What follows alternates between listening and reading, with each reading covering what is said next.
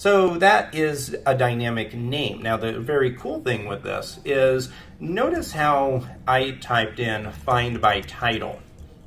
You may wonder, where are you getting this title from? Because if I open up the code, and you know that this is a method right here, but if I open up the code, if I run a full search called a universal search saying find by title, hit return, there are no matches. So this is kind of weird because if there's a method that I can call on my book object, I should be able to find it somewhere.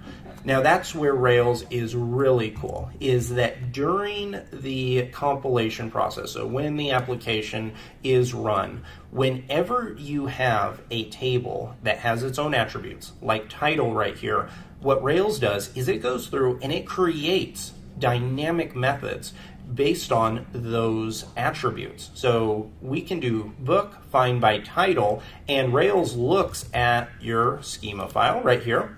And when it runs, it says, okay, he's trying to look in the books table and he wants to find something with the title attribute, and it dynamically creates that method. So if you look back and let's say that we want to run author.find by country and pass in, I'm not going to be able to spell this properly, so let me go to the seeds file.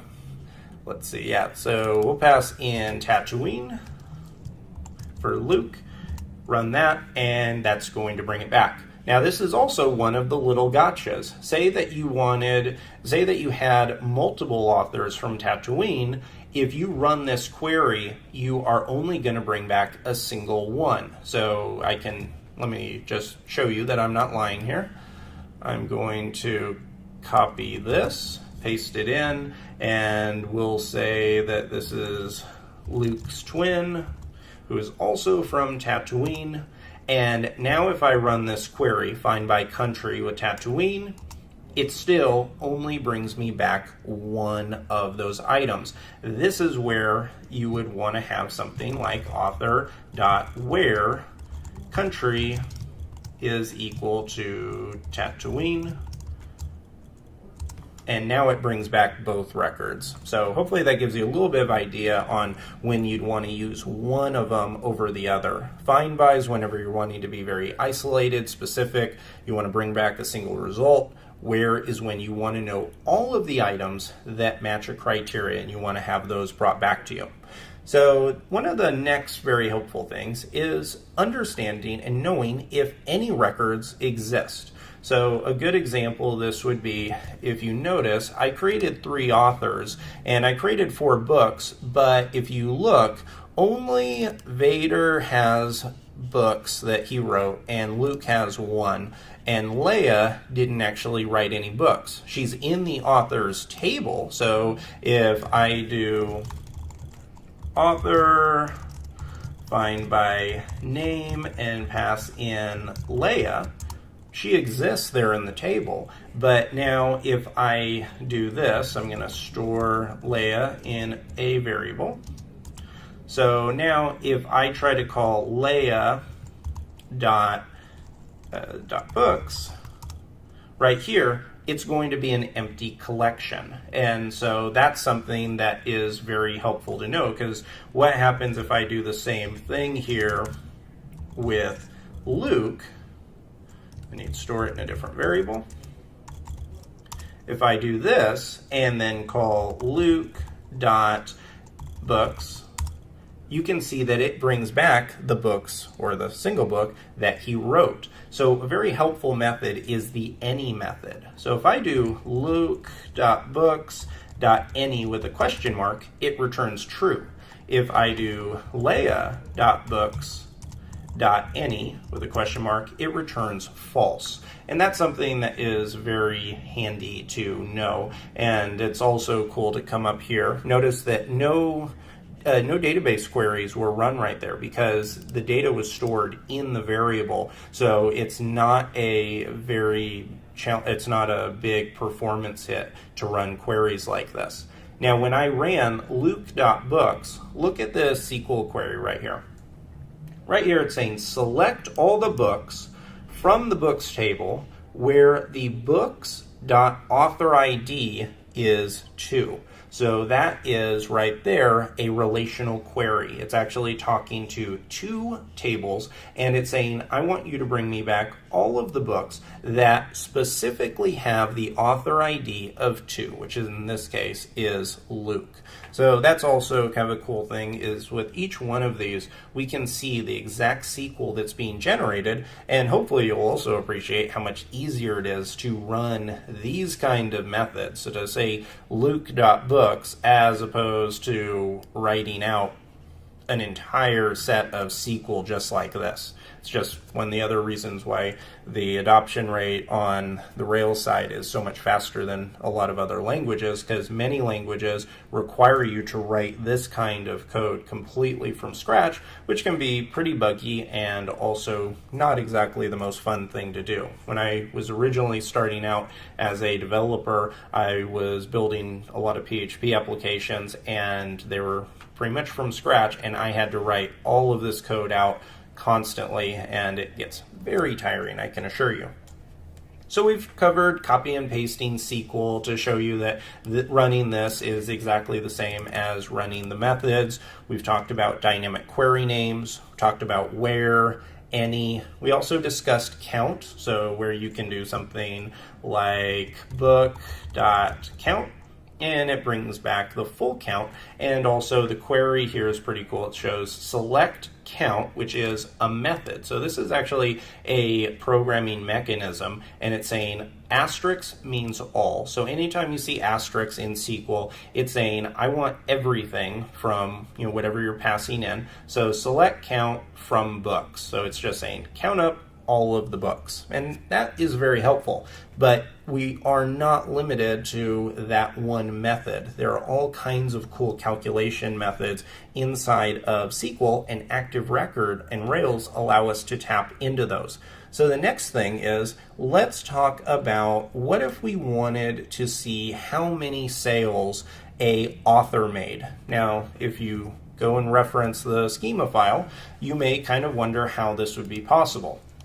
So we have a book that has the sales, but then we have an author over here. So what we need to essentially do is we need to wire up Vader and this author account to see and tally up all 3 of his books. So that may not be the most intuitive if you've never done it before. One way you definitely could do it would be to make a query on the author to find Vader, then loop through all of his books, and then tally up each one of the sales attributes.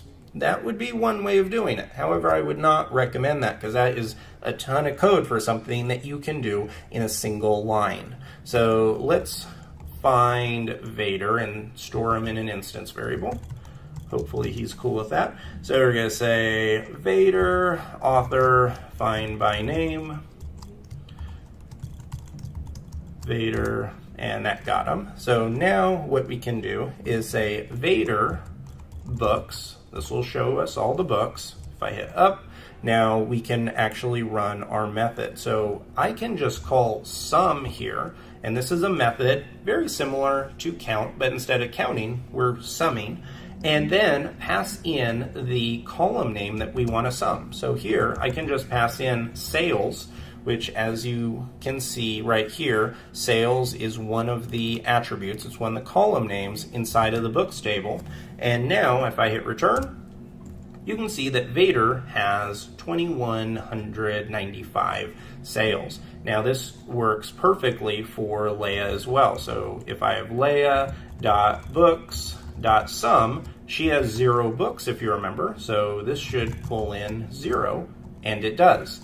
And then lastly, we can do the same thing for Luke, and his is 500. So that is a very nice and efficient way of being able to do that. And let's see in the SQL exactly what's going on here. So here we're saying select and sum up the book sales column. So we're saying from the books table, grab all the sales, sum them up, and then it runs from the books where the author ID is equal to either 1, 3, or 2, whatever author we're passing in, whether it was Vader, Leia, or Luke. So that's also a pretty cool thing. Additionally, another item that I found to be very helpful is the ability to average things. So say that we want to just find the average number of book sales. I can run book.average, pass in sales, and I have to pass it in as a symbol. Now, if I do this, it's going to return a decimal. So if I return, by default, it's going to return what's called a big decimal. Don't be afraid or intimidated by this scary looking number. All you have to do to fix this is say dot to F. That's going to cast it to a float, and the float data type is much easier to read. So if I hit return, it brings back the average of all the book sales is $673.75. And if you want to run the math yourself and total up all 4 of these books, you will find that that is accurate. So that is how you can run averages. Now, another thing that's very helpful is by saying, I want to know what book has sold more than all of the other ones, or I should say what the total number is. So if we have all of the books, so if I do book.all, and you look through each one of these, you can see that the first one was 500, then we have the next one is at 950, so on and so forth. And that's nice, but let's say that we had thousands of books. We don't want to have to go through each one of them to see which one had the most. And so the way that we can figure that out is by running book.maximum, pass in sales, and it's just going to go and find the largest number, and 1200 is the largest number. Now, this is very helpful if you're just looking for the value. So if you want to say, I just want to see out of all of them which sales are the greatest, then maximum works great. I've also found that a very common thing is to also need to know which book was the best selling. So this is only returning 1200, which if we look at our data, this is only returning this item, DIY Death Star, which is great, but it's not telling me what the book is. So in order to find that out, I can run book order, and so it's saying I want you to order these items and then pass in sales, which is the table attribute, and then descending. And this technically is a little bit of a workaround, because if I run this, one thing you'll see that order does, it's kind of like where. Order brings back a collection. So if I run this, it brings back all of the books. The one difference is it brings them back in an order that is sorted by the sales. So here we can see the first one is 1200, the next one is 950, and it goes all the way down. So this is good, but if I want to bring back the top book, the one that sold the most, I can run book.order sales descending .first.